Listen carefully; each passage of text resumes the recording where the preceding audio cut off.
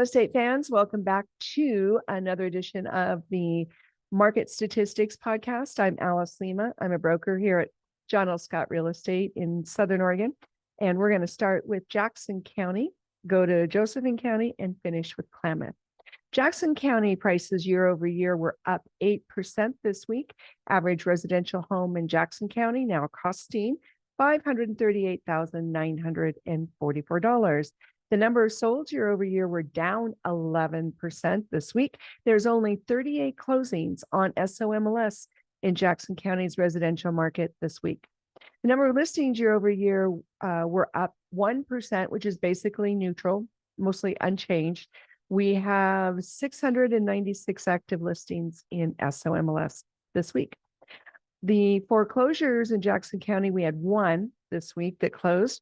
It closed for $290,000 on Upper Applegate Road in Jacksonville. It was a half-acre, 1,100 square foot house, and it was not cash. They paid for it with a conventional loan. You can do that. There were 0 short sales that closed in Jackson County this week, and we had $2 million sales in the residential market in Jackson County. This week, the first one closed for $1.1 million in Southwest Medford. It was on Pioneer Road. It was 8.4 acres and a 3,600 square foot house.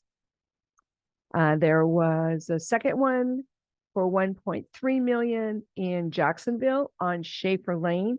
It was a half-acre lot, and it was a 4,100 square foot house. So congratulations to those folks.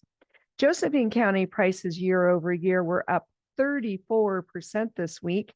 The average residential home in Josephine County now costing $516,171. Number of solds year over year in Josephine County were down 22% this week. There were only 14 closings in SOMLS in Josephine County residential markets this week. The number of listings in Josephine County were up this week 16%. We have 357 active listings now on Josephine County SOMLS residential markets. There were no foreclosures that closed in Josephine County this week for the residential market, no short sales, and no $1 million sales. Klamath County prices this week were down 8% year over year. The average residential home in Klamath County costs $265,000 this week. The number of sold year over year were down 30% in Klamath County this week. There were only 7 closings on SOMLS in the residential market of Klamath County this week.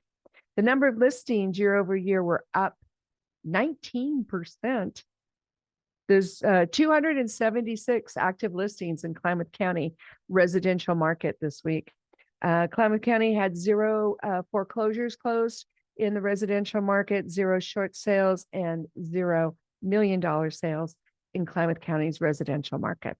So what does all this information mean? Well, first of all, we want to point out the listings. Like we talk about every podcast, we have had a consistent increase in listings in all 3 counties for months and months and months. In fact, the national housing industry broadcasts, that you hear on the general news, is starting to talk about how much the inventory has gone up nationally. But we've been tracking this in Southern Oregon since fall, and it's been very consistent. And so that means that our spring market has 2 kinds of properties. We've got properties that are left over, and there's quite a few left over from winter because sellers were not keeping up with the price changes, and we've had a very steady decline, but it's slight. It's going down every month, but it's going down by just a little bit. But still, we've got a lot of sellers that are languishing on the market because they're not keeping up with the price changes. They're not keeping up with the market changes. That's what it is. They're not keeping up with the market changes.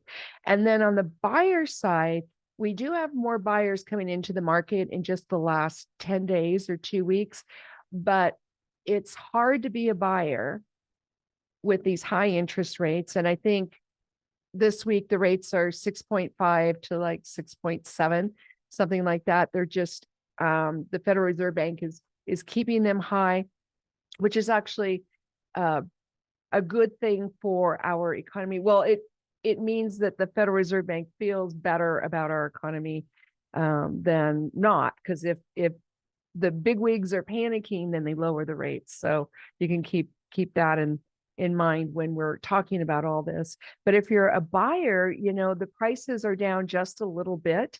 I keep saying 8 to 10%, depending on the neighborhood and the house. But that's consistent. I check it every week, and that's about what the difference is. And it's been going down in just dribs and drabs. So if you are thinking of buying and you're not pre-approved or not out in the market right now, this is a great time. It's a great time to get a first home, get a rental, upsize to a bigger property.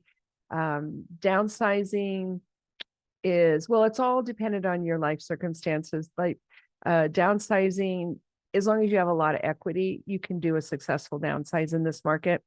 Otherwise, you can wait a couple years for the cycle to get further along. And that's kind of where we are. I feel like we're in the beginning of a new cycle, or about 2 or 3 years into it. And cycles are 9 to 11 years. And that's by Alice.